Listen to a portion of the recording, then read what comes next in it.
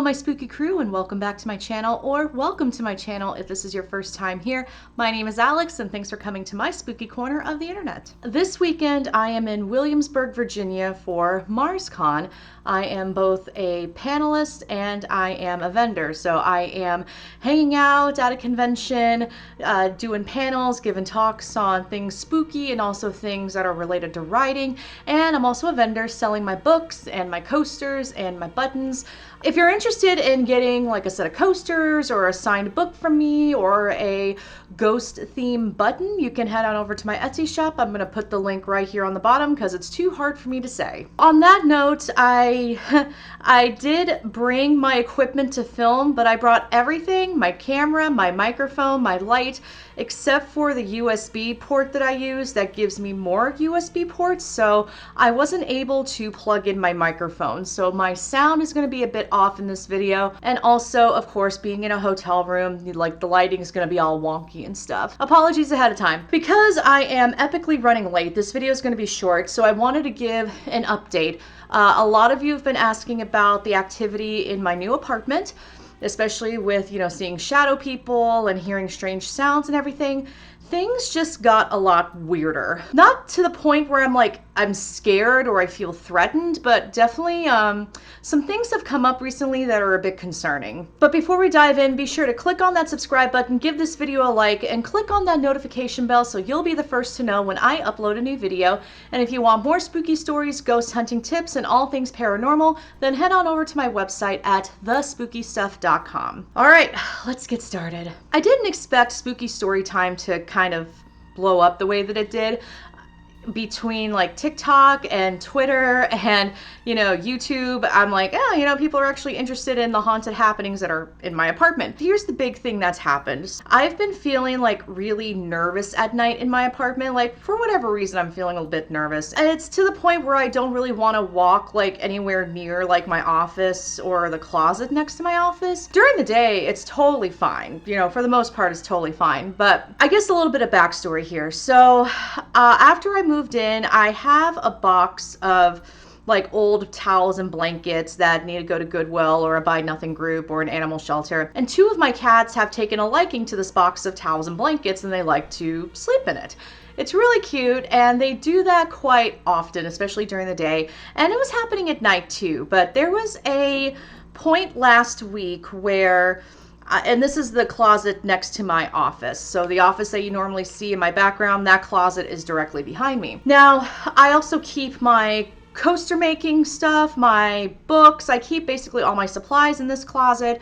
I also keep my vintage Ouija board from Canada in that closet as well. Also, what's in that closet are all my family's old photos, recipes, heirlooms. So basically anything like related to history of my family or spooky stuff is in that closet. My grandpa's uniform is in there. Like there's a lot in that closet, and I've had this stuff for years and years, and I haven't had anything spooky happen with them.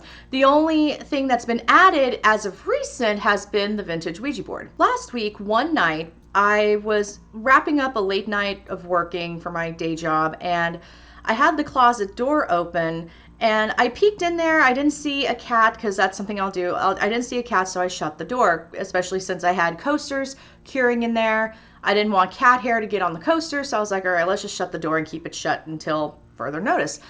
And so I go make dinner. I sit with my fiance, and my fiance goes to bed, and it's about 10 p.m. at night at this point, and I couldn't sleep. I've been dealing with some really weird, insomnia lately. I just can't go to sleep and stay asleep. I have sleep apnea, but I have a CPAP, so it's just really strange thing that's happening right now.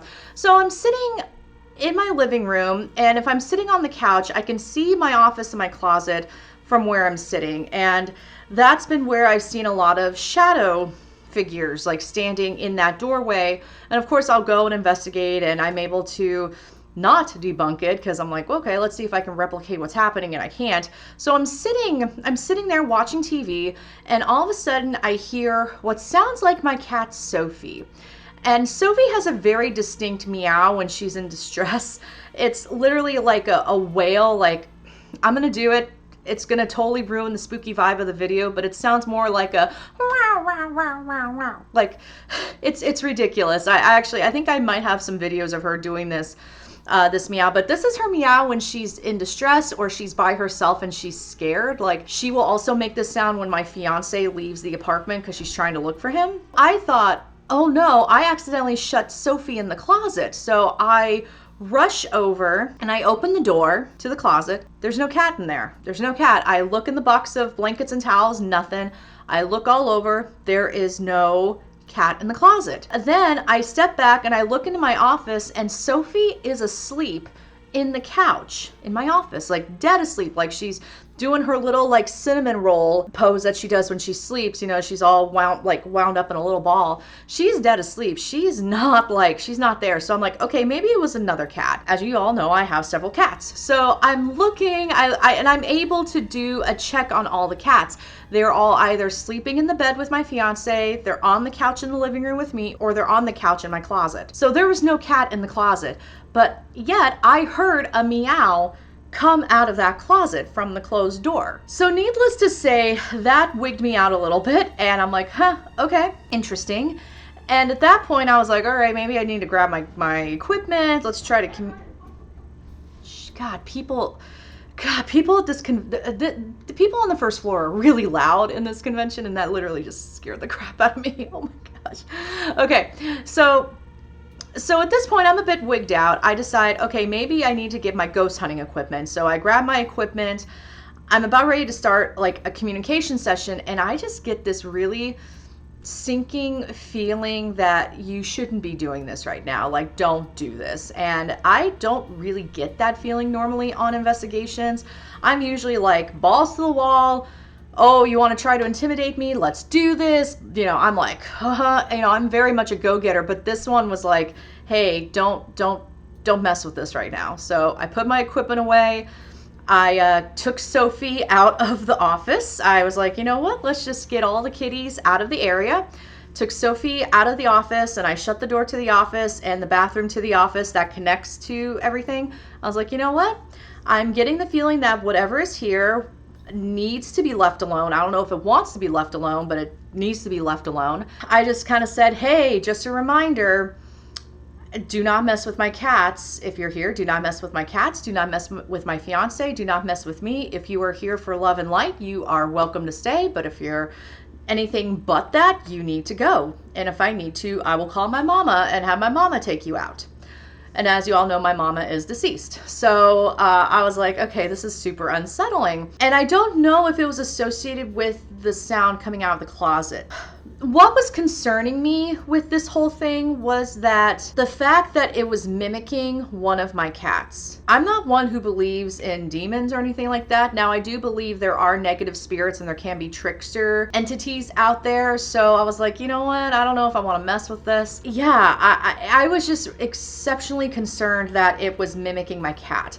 But also on the other hand, it could have been something else, like maybe it was a ghost cat. I don't know. There's a theory out there that my kitchen ghost, Frank, is actually a cat. I'll be honest, I have never heard Frank meow. Now, you could compare some of the paranormal activity I had when Frank was active. You could compare it to a cat. But let's be honest, a lot of paranormal activity we can compare to cats. I was just heavily concerned that, you know, it mimicked Sophie to a T. And like I said, Sophie has a very distinct meow.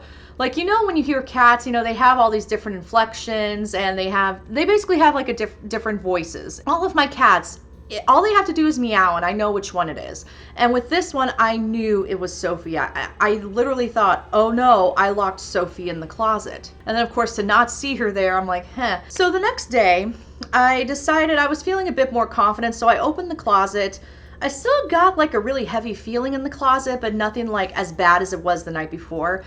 I left the closet open because I wanted to give the cats access to the box of blankets, the box of towels, so that they can nap. The cats refused to go into the closet. They would not go in there to take their naps, and that was the other thing. I'm like, okay, I will especially when I have paranormal activity in the apartment, I will go off of how the cats are reacting. If the cats are cool with it, I'm cool with it.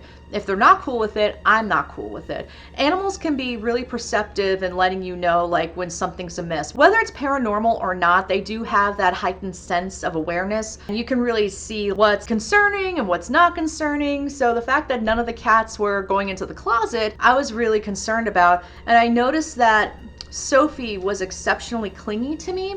Sophie is a very nurturing cat.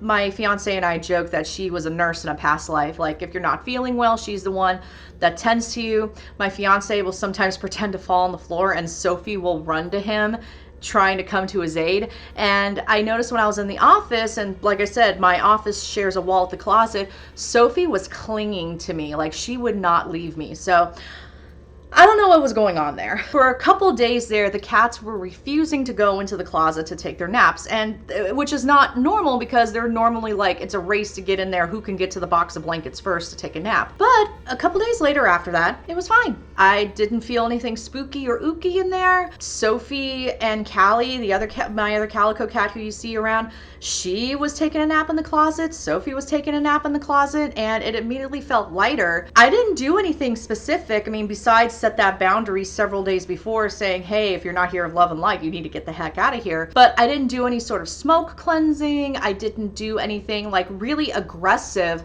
to get rid of it. I was just more of like feeling it out. And I didn't try to do any communication either. I really wanted to, but like I said, I just got that feeling of like, don't do this. If it happens again, I'm going to try communication. Next time, I'm just going to basically ignore my instincts and just do it, and we'll see what happens. But yeah, so that's been the heavily concerning thing that happened recently with the haunting in my apartment. This did happen after I recorded the shadow people video, so I don't know if maybe just when I talked about shadow people, maybe I opened a door and said, hey, shadow people, come and hang out with me. I don't know. I don't know. Or, you know, maybe it was an alien thing. I don't know. It's so hard to pinpoint what any of this stuff is. And I don't know what was there in the closet. All I know is it concerned me. Like for the first time in a while, it concerned me.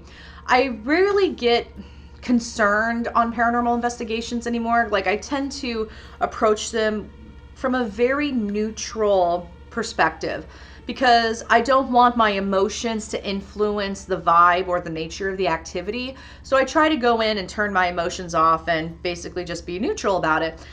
So for this to concern me is saying a lot. It's saying a lot. And I guess we'll just see what happens. We'll take it one day at a time. And I'm going to try to do more documentation of the activity in my apartment now because, you know, the first time I talked about it, I'm like, well, maybe this is happening. I mean, yeah, maybe it's going on. I mean, let's talk about it and see what happens. Maybe.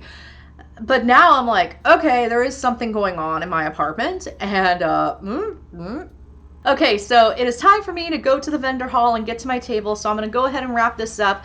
What do you think is going on in my apartment? What do you think that cat meow was in my closet? It was mimicking Sophie, and I just got that heavy feeling. And then when I tried to start communicating with whatever it was, I got this feeling of like, don't do this. What do you think is going on? Give me your theories, and if you have any tips or tricks, let me know. I mean, of course, I'm a seasoned paranormal investigator. I got my little toolkit of things to use and do in the event things like this happen. So, I mean, but I'm open to suggestions.